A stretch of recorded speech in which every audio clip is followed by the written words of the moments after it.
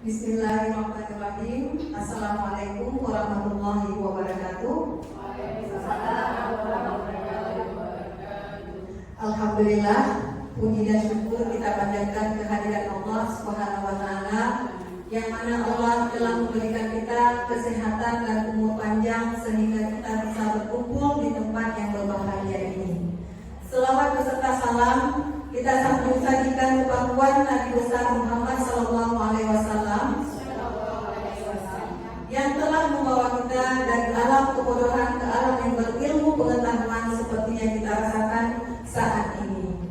Baiklah, penghormatan saya yang pertama kepada Ibu Kepala Sekolah, dan yang saya hormati dan saya sayangi juga saya banggakan adalah guru-guru hebat di sini di SMP Negeri 1 Merah Mulia, dan kepada seluruh dewan guru, tata usaha, dan pemangku kepentingan yang lainnya di SMP 1 Merah Mulia. Baiklah, pada kesempatan ini Bapak-bapak, Ibu-ibu, saya ingin berkolaborasi, saya ingin berdiskusi dengan Bapak Ibu tentang menyebarkan pemahaman dan penerapan pengalaman budaya positif. Nah, sebelum saya lanjutkan ke budaya positif, saya mau berbagi dulu apa itu budaya positif. Nah, sebelumnya Bapak Ibu sudah pernah mendengarkan budaya positif? Sudah Bapak Ibu? Sudah, baik. Jadi sebelum saya lanjutkan ke slide berikutnya, kita kasih dulu pengertian apa itu budaya positif. Nah, siapa yang mau menjawab? Siapa mau coba menjawab? Iya, Ibu. Baik, silakan.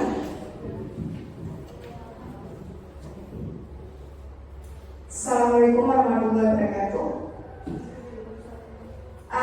Menurut saya, budaya positif itu adalah sikap-sikap positif yang bisa ditunjukkan oleh siswa kita, atau perilaku positif yang kita budayakan di sekolah, di mana para siswanya bisa sifatnya akan berkarakter yang baik. Seperti itu, Bu. Terima kasih. Baik, Bu, terima kasih. Benar sekali, Ibu. Mungkin ada pendapat yang lain dari Bapak Ibu? Adakah pendapat yang lain? Ya, budaya positif adalah, ya, benar sekali seperti Ibu Apriani tadi sebutkan, budaya positif adalah karakter siswa kita atau kebiasaan yang terjadi di lingkungan sekolah kita dengan berperilaku positif, lebih banyak berperilaku positif. Itu yang kita harapkan nantinya. Jadi yang kita akan pelajari pada modul ini adalah tentang budaya positif, bagaimana kita bekerja, bagaimana kita berperilaku dengan siswa, baik dengan siswa maupun dengan guru-guru di sini. Baik Ibu, kita lanjutkan.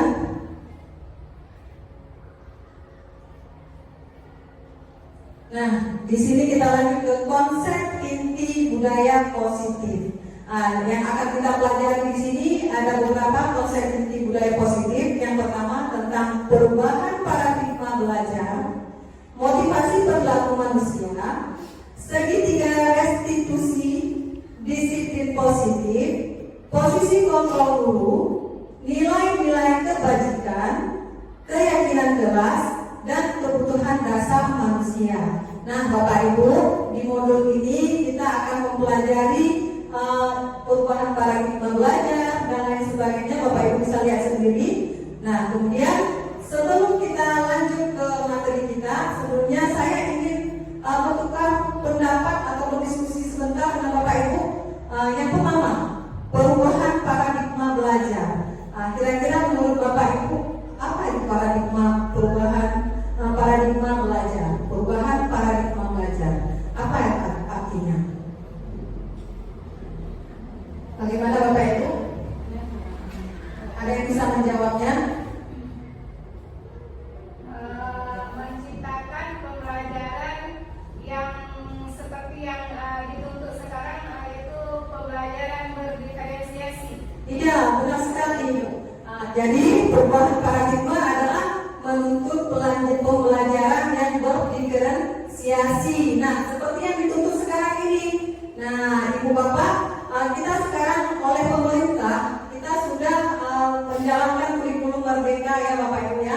Di sini kita sudah mengajar dengan metode pembelajaran berdiferensiasi. Ini maksudnya ketika kita mengajar nggak seperti dulu lagi. Kalau dulu kita guru sebagai pemberi pembelajaran atau sebagai contoh ketika kita memberikan pembelajaran, namun pada saat sekarang kita hanya menuntut siswa. Menuntut seperti apa?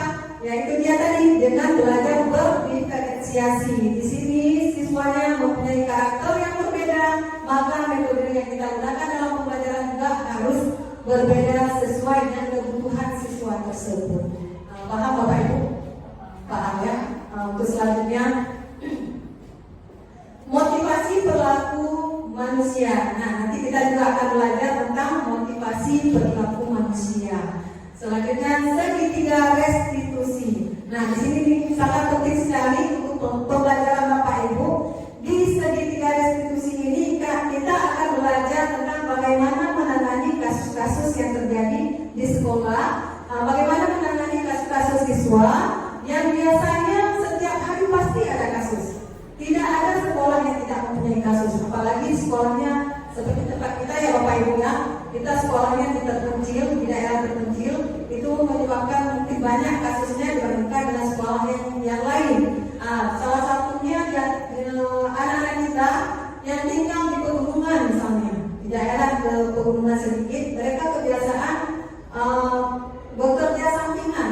Kenapa mereka bekerja bersampingan? Karena mungkin banyak alasan dari mereka. Nah, itu dia, itu yang akan kita bahas di sini Bapak Ibu. Nah, kemudian kita juga akan belajar tentang disiplin positif. Kemudian lanjut posisi kontrol guru. Nah, kalau dulu kita belum pernah mendengar apa itu posisi kontrol guru, nah di sini kita akan mempelajarinya. Baik, selanjutnya nilai-nilai kebajikan. Nah, di sini juga kalau dulunya kita belum pernah mendengar apa itu nilai-nilai kebajikan, di modul ini kita akan berdiskusi bersama, akan belajar bersama apa itu nilai-nilai kebajikan. Nah, salah satu contoh ibarat nilai kebajikan misalnya kata-kata atau kalimat yang positif yang kita gunakan di sini. Nah, contoh bertanggung jawab atau jujur atau berani. Atau apalagi boleh dengan kata-kata atau kalimat yang berhubungan dengan siswa ya Bapak Ibu ya. Nanti untuk lebih jelasnya kita akan pelajari di slide berikutnya. Kemudian kita akan belajar juga tentang keyakinan kelas. Nah, mungkin ini baru kita dengar ya Bapak Ibu ya. Kalau dulu kita bilangnya kesepakatan kelas. Nah, ini ada perbedaannya, namun berbeda tapi hampir sama antara kesepakatan kelas dan keyakinan kelas. Untuk lebih jelasnya nanti kita akan pelajari bersama. Yang terakhir, kebutuhan dasar manusia. Nah, ini juga akan kita pelajari di sini. Apa saja kebutuhan dasar yang ada pada manusia. Baik, kita lanjut. Nah, di sini pembelajaran dengan paradigma baru. Ini yang saya tanyakan tadi ya Bapak ya. Apa itu pengertian daripada paradigma baru? Boleh dibacakan dari Bapak Ibu sebentar? Saya minta tolong.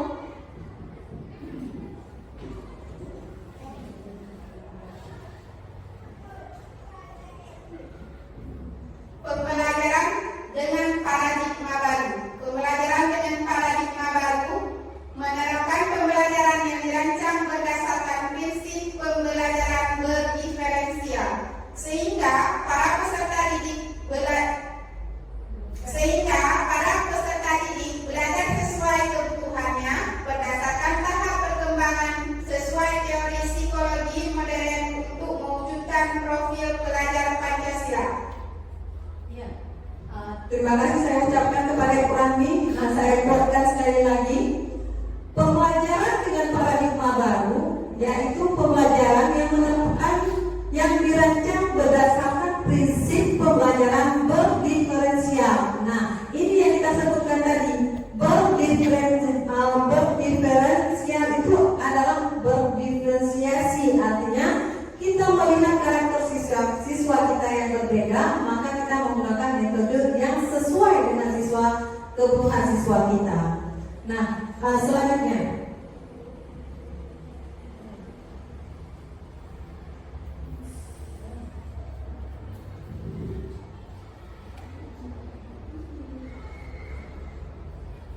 Nah, terus selanjutnya miskonsepsi tentang teori kontrol guru. Nah, di sini ada beberapa miskonsepsi tentang teori kontrol guru. Yang pertama, ilusi mengontrol murid.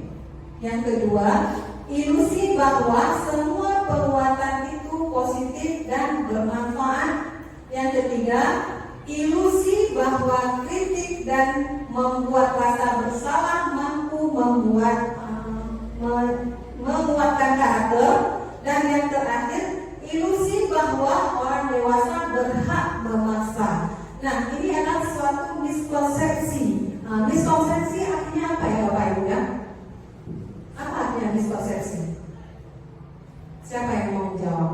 Pengertian yang salah. Iya, Bu. Ya, miskonsepsi adalah pengertian yang salah, artinya yang tidak sesuai dengan apa yang kita harapkan. Iya, di sini contoh, ilusi bahwa kritik dan membuat rasa bersalah mampu menguatkan karakter. Mungkin ini sering terjadinya Bapak Ibu ya, sering kita lakukan di sekolah.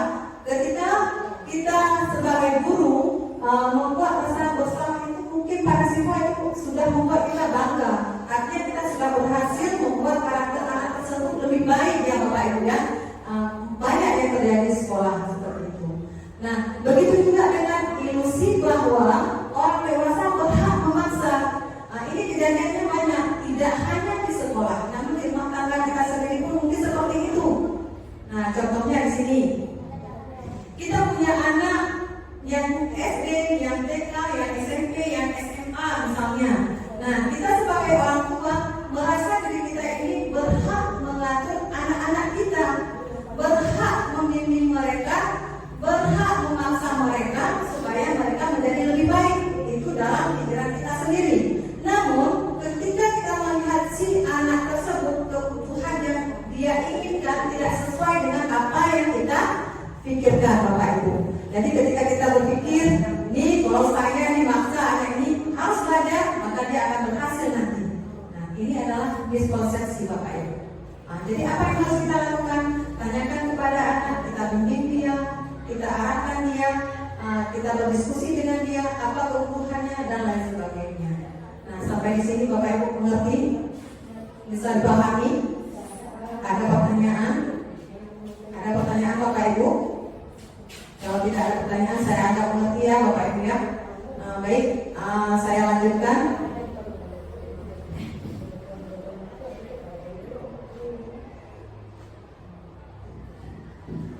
Kita lanjut ke mengubah paradigma stimulus respon ke pendekatan teori kontrol. Nah, di sini kita akan mengubahnya, paradigma yang kita anggap itu benar, kita ubah ke teori kontrol kita. Nah, di sini yang pertama, stimulus respon. Realitas atau kebutuhan kita sama. Teori kontrolnya, realitas, kebutuhan kita berbeda. Nah, di sini kan ada dua sisi yang berbeda ya Bapak Ibu ya. Kalau menurut kita realitas kebutuhan kita sama, namun di teori kontrol realitas kebutuhan adalah berbeda.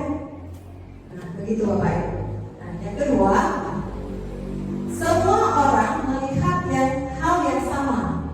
Namun di teori kontrol, setiap orang memiliki gambaran yang berbeda. Selanjutnya, kita mencoba mengubah orang agar berpandangan sama dengan kita. Di teori kontrol, kita berusaha memahami pandangan orang lain tentang dunia. Selanjutnya, perilaku buruk dilihat sebagai suatu kesalahan. Di teori kontrol, semua perilaku memiliki tujuan. Nah, ini menarik sekali nih ya, kata-kata ini menarik sekali atau kalimat ini. Kenapa? Kita sering mengalaminya di sekolah ya Bapak Ibu ya. Nah, ketika kita melihat perilaku buruk dari siswa kita, maka kita akan menilainya bahwa itu adalah suatu kesalahan dari siswa. Nah, kalau kita sudah mengetahui teori kontrol, maka kita akan berpendapat yang lain. Apa pendapatnya? Semua perilaku memiliki tujuan. Nah, contoh, ketika siswa kita membuat kesalahan, kita selalu beranggapan bahwa dia sudah membuat salah.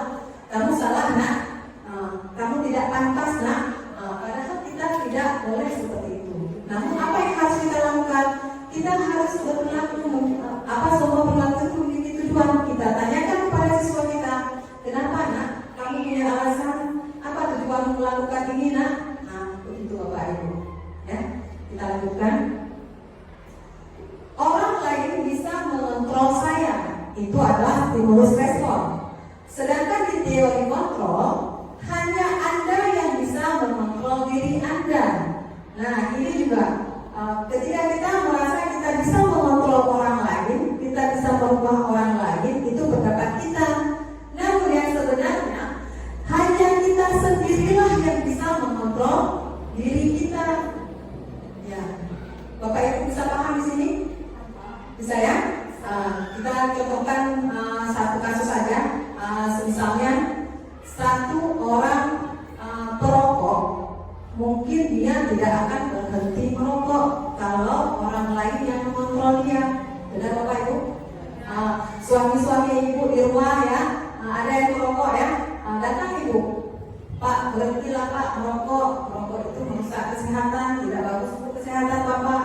Nanti Bapak jadi darah tinggi, Bapak jadi lemah, dan lain sebagainya.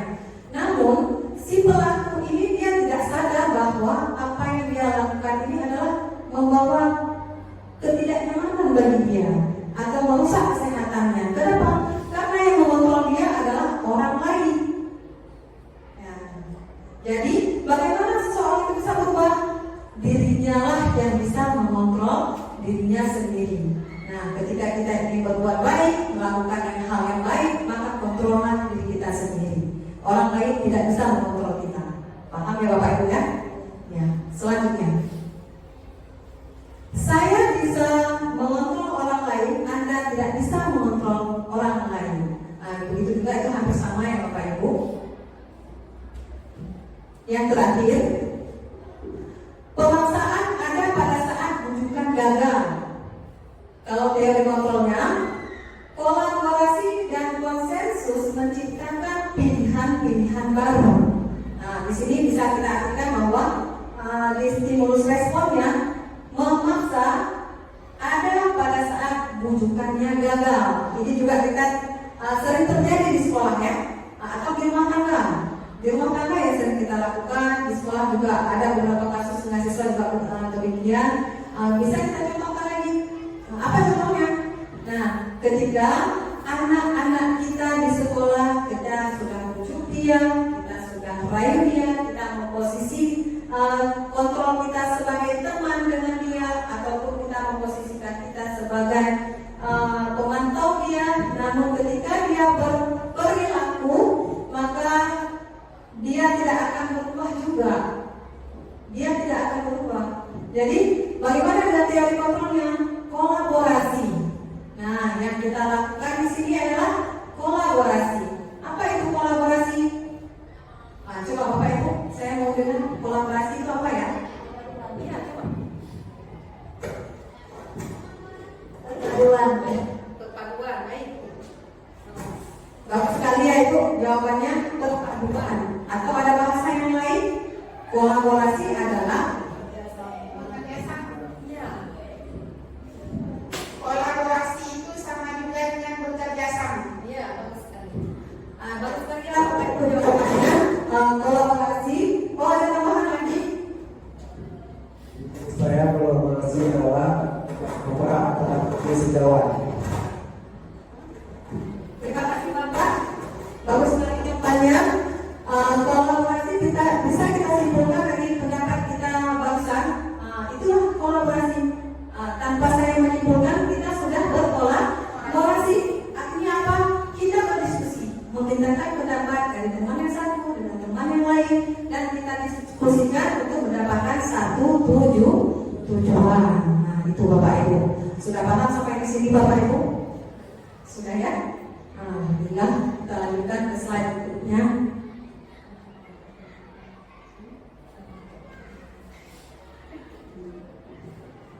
Nah, sekarang kita masuk ke apa itu disiplin positif. Nah, di sini saya sudah menjabarkan pengertian daripada disiplin positif. Saya mintakan satu orang untuk membacanya. Oleh siapa saja? Berdiri ya Ibu.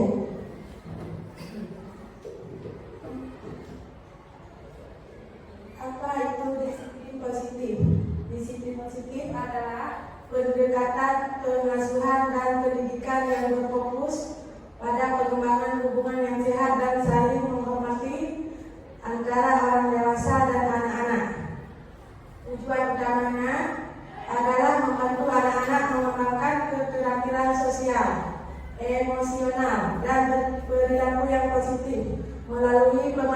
dan penghargaan, bukan hukuman. Disiplin positif mengajarkan anak-anak untuk memahami konsekuensi dari tindakan mereka, menghormati aturan, dan belajar dari kesalahan.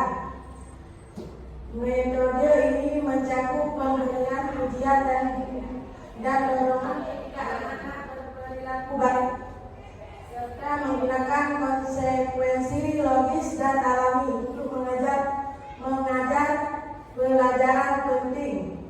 Dengan demikian, disiplin positif menciptakan lingkungan yang aman dan mendukung di mana anak-anak dapat tumbuh dan berkembang dengan baik. Ya, baik, terima kasih Bapak Ibu, kepada listener, terima kasih dan untuk disiplin positif. Nah, kita bisa simpulkan bahwa disiplin positif di sini adalah suatu hubungan yang sehat dan saling menghormati antara orang dewasa dan anak-anak. Itu yang akan kita lakukan di sini. Di dalam penerapan disiplin positif ini, kita akan bekerja nyata bagaimana kita mempraktekkan hubungan kita dengan siswa kita, atau bagaimana kita berinteraksi dengan siswa kita secara sehat dan dewasa. Walaupun mereka kita anggap anak-anak, namun mereka perlu juga kita bawa berbarengan dengan kita, artinya kita duduk bersama dengan dia. Paham Bapak Ibu ya? Ada pertanyaan sejauh ini? Ada pertanyaan sejauh ini? Tidak ya? Kita sudah tahu apa itu disiplin positif. Sekarang kita lanjutkan.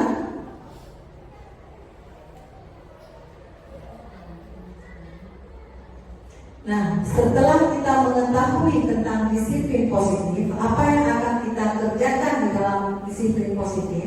Nah, di sini kita juga harus tahu nilai-nilai kebajikan. Nah, sebelumnya mungkin Bapak Ibu belum pernah mendengar ya kata-kata nilai-nilai kebajikan. Begitu juga dengan saya. Ketika saya belum ikut daripada belajar calon guru penggerak ini, mungkin saya juga belum paham apa itu nilai-nilai kebajikan. Nah, alhamdulillah setelah saya mengikuti pendidikan ini, saya juga sudah belajar dan sudah mengerti sedikit tentang nilai-nilai kebajikan. Nah, untuk Bapak Ibu, saya akan membahas sedikit tentang nilai-nilai kebajikan. Yang pertama, di sini ada nilai kebajikan dari profil pelajar Pancasila. Nah, Bapak Ibu ini mungkin sudah tahu, karena di kurikulum Merdeka kita sudah belajar tentang profil pelajar Pancasila. Nah, kalau di kelas, malah saya lebih sering mempraktekkan dengan anak-anak supaya mereka ingat apa-apa saja ya profil pelajar Pancasila. Nah, jadi di sini saya sering menyanyikannya. Ada nggak salah satu dari ibu-ibu bisa menyanyikan lagu profil pelajar Pancasila? Ada nggak yang bisa? Bisa ya. Nah, mau kita praktekkan? Boleh ya? Boleh ya? Untuk semangat kita ya. Oke, kita praktekkan. Kita tolong Bu Afri dibuka di YouTube lagu profil pelajar Pancasila.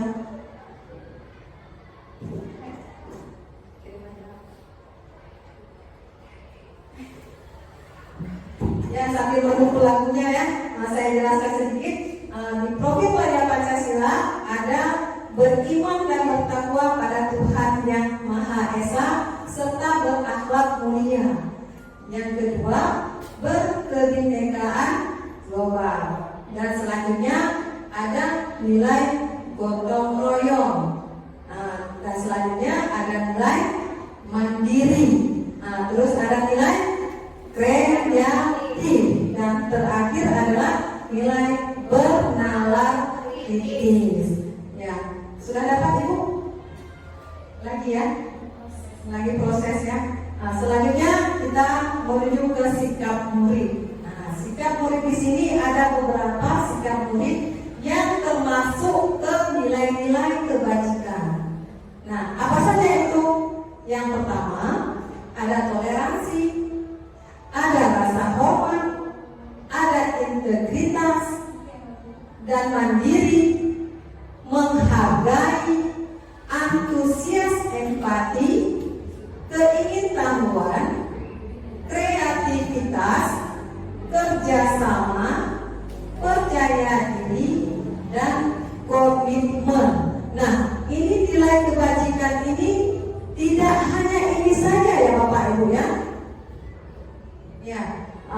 Jadi nilai pada sikap murid ini tidak hanya ini saja, namun masih banyak nilai-nilai kebajikan-kebajikan yang lain. Namun ini saya tampilkan adalah hanya beberapa contohnya saja.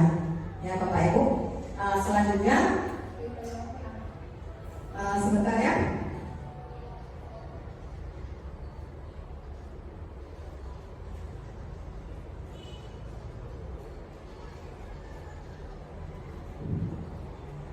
Kita mau melihat lagu Profil Pelajar Pancasila biar kita semangat sedikit ya.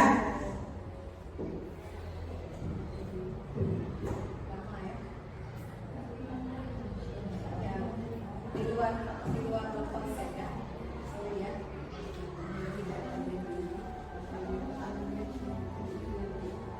Lama Pak bilangnya masih.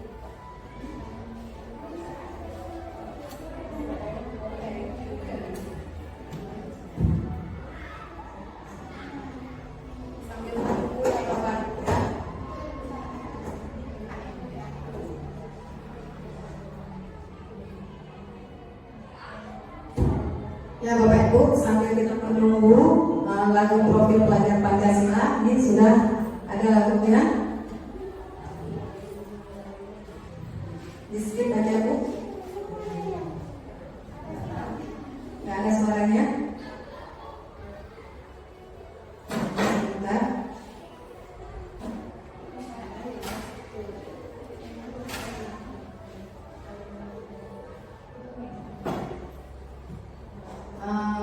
Kita ikuti aja ya Bapak Ibu ya. Gak kedengaran ya lagunya ya. Namun kita lihat aja gayanya, mungkin kita bisa bersama-sama. Ayo, dipandu oleh Ibu Fitriani.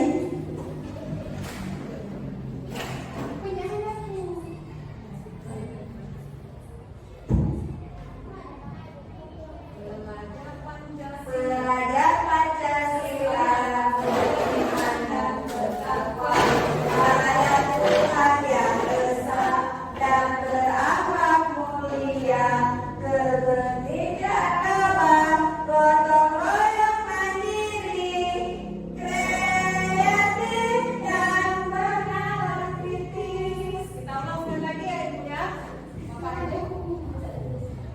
Kita ulang lagi.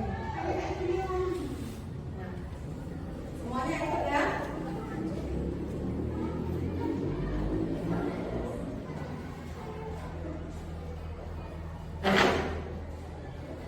Belajar Pancasila, beriman dan bertakwa pada Tuhan yang esa dan berakhlak mulia, berpendidikan global, gotong royong mandiri, kreatif dan bernalar kritis.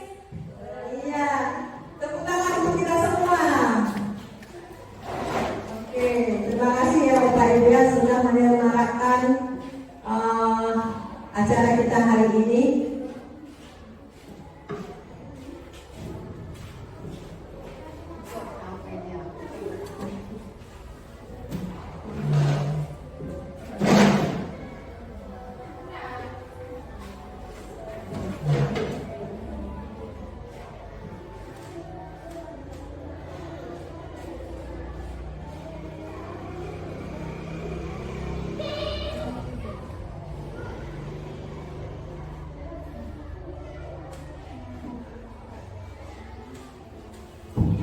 Oke, baik, kita lanjutkan. Sudah tes kembali ya Bapak Ibu ya. Kita sudah nyanyi-nyanyi, kita sudah kembali tes. Kita lanjutkan yang selanjutnya, keterampilan hidup. Kita masih di nilai-nilai kebajikan. Ya, keterampilan hidup itu apa saja?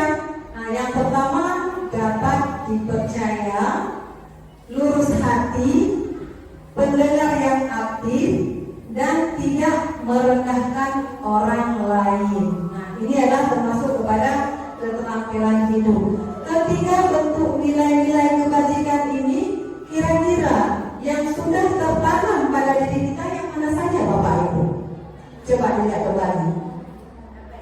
Yang kira-kira sudah ada pada diri kita. Nilai apa Bapak Ibu? Atau dari Bapak? Ya, silakan Bapak. Menurut saya nilai yang tidak tanam pada guru yaitu tanggung jawab. Iya, tanggung jawab. Bisa jawab Pak? Terima kasih Bapak. Kita sudah punya nilai-nilai kebajikan tentang tanggung jawab. Nah, mungkin dari kita Pak Ibu-ibu juga ya. Saya rasa ibu-ibu juga sudah ada nilai-nilai tanggung jawab pada diri kita sendiri. Namun walaupun demikian, saya mintakan juga kepada ibu-ibu nilai kebajikan apa yang sudah melekat pada Bapak, pada ibu-ibu ini. Coba saya mau dengar dari Ibu Aida.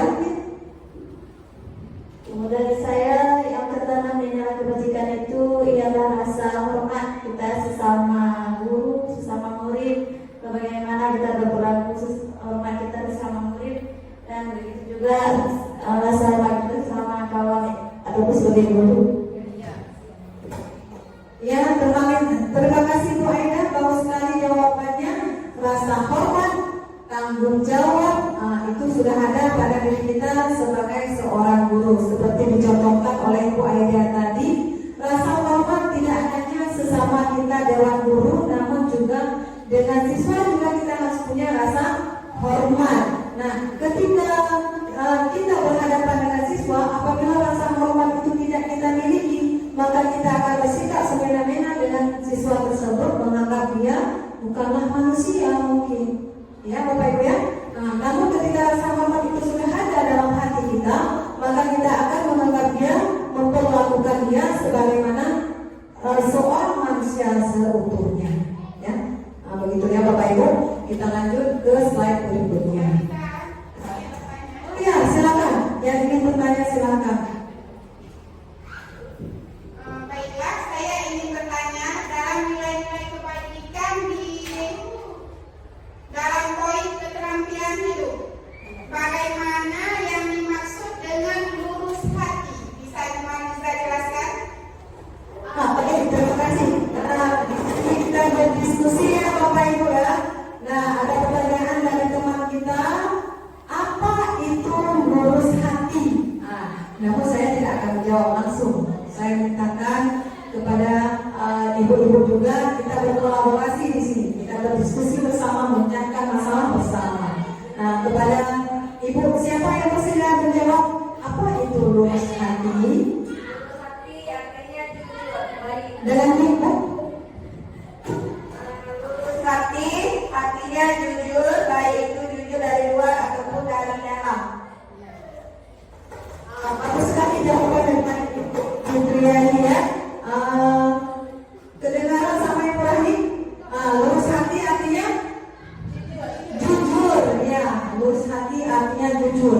Di sini sikap kita adalah jujur, tidak ada di depan berkata lain, di belakang kita berbuat yang lain.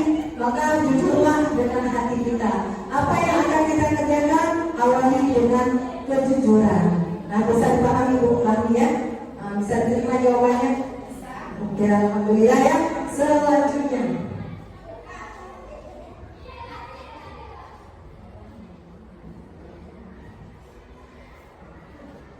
nah, kita sudah masuk ke kebutuhan dasar manusia.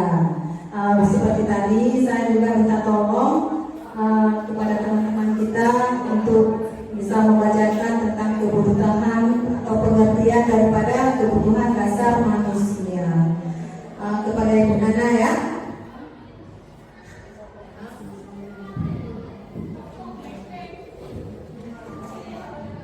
Kebutuhan dasar manusia adalah segala sesuatu yang kita lakukan untuk mendapatkan apa yang kita inginkan.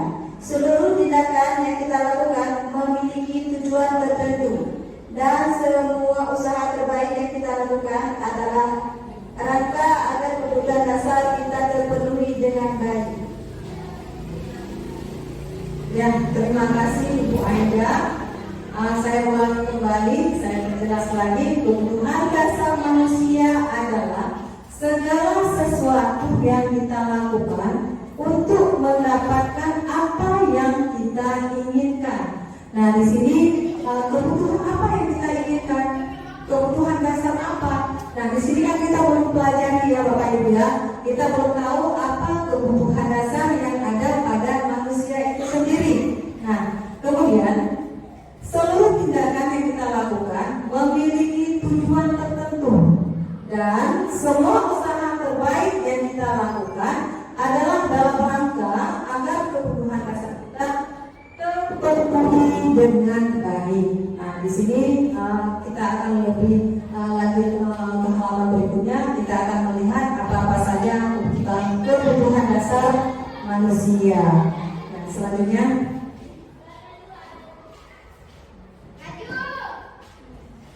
di sini ada 5 kebutuhan dasar manusia yang sebelumnya mungkin saja kita belum paham, belum tahu apa itu kebutuhan dasar.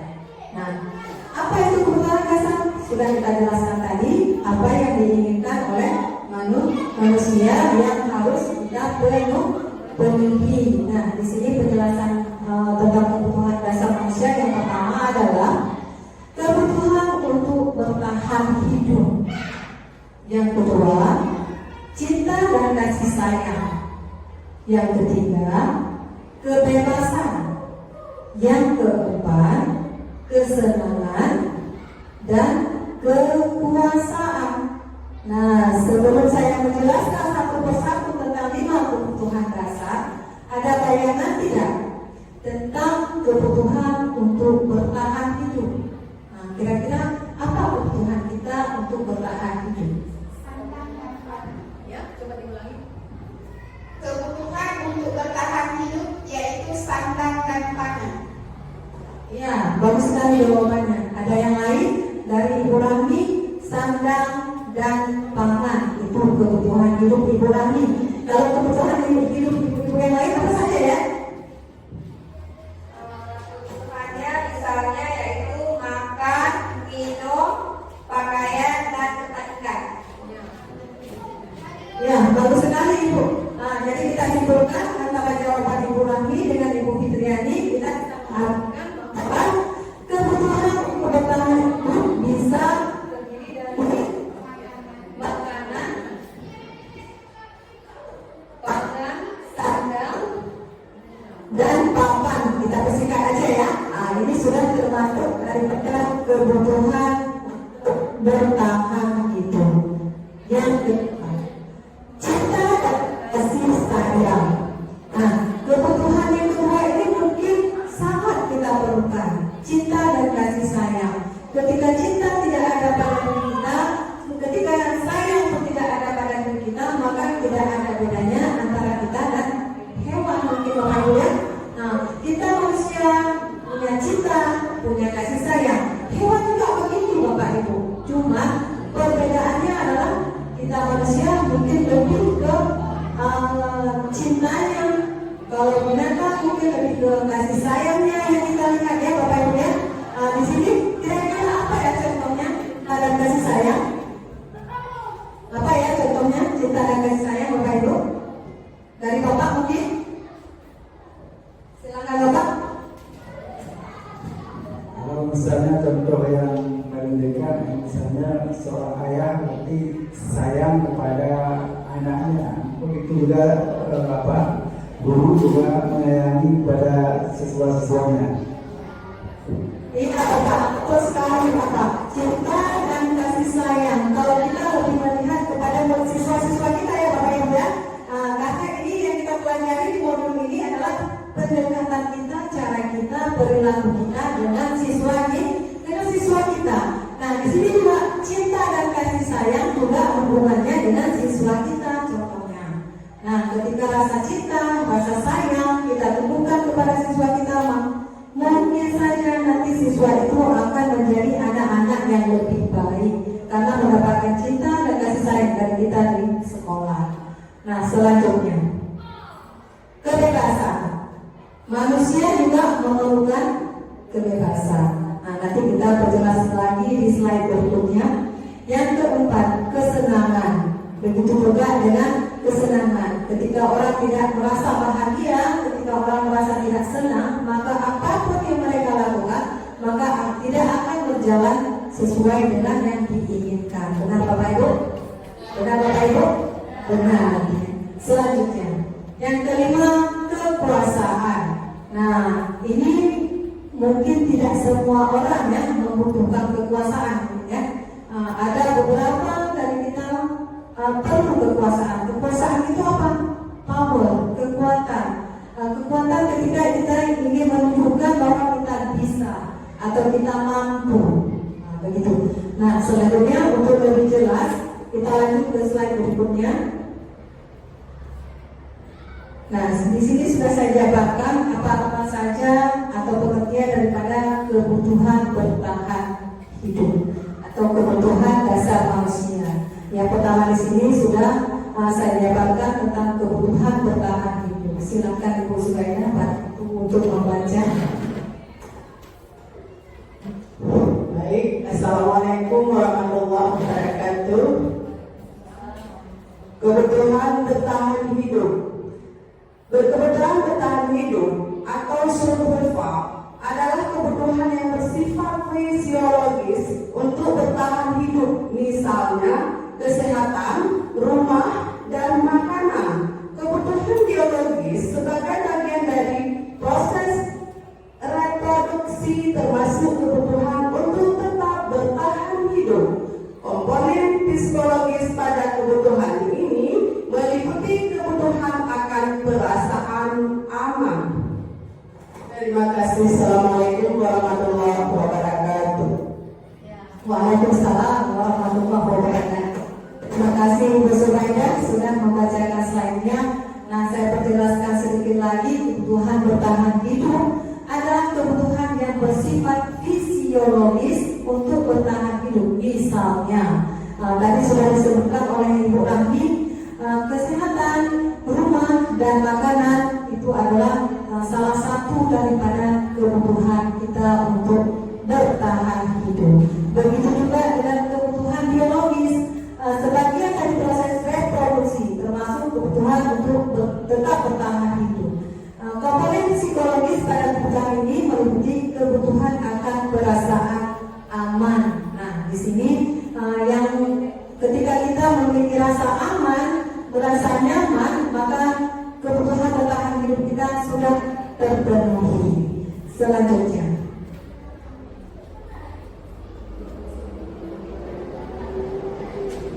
kasih sayang dan rasa diterima, kebutuhan untuk diterima.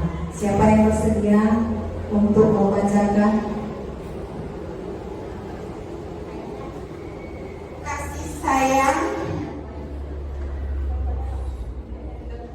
Kasih sayang dan rasa diterima atau kebutuhan untuk diterima.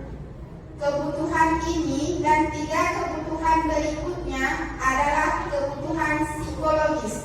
Kebutuhan untuk disayangi dan diterima meliputi kebutuhan akan hubungan dan koneksi sosial. Kebutuhan untuk memberi dan menerima kasih sayang dan kebutuhan untuk merasa menjadi bagian dari suatu kelompok. Kebutuhan ini juga meliputi keinginan untuk tetap terhubung dengan orang lain seperti teman, keluarga, pasangan hidup, teman kerja, binatang peliharaan, dan kelompok di mana kita tergabung.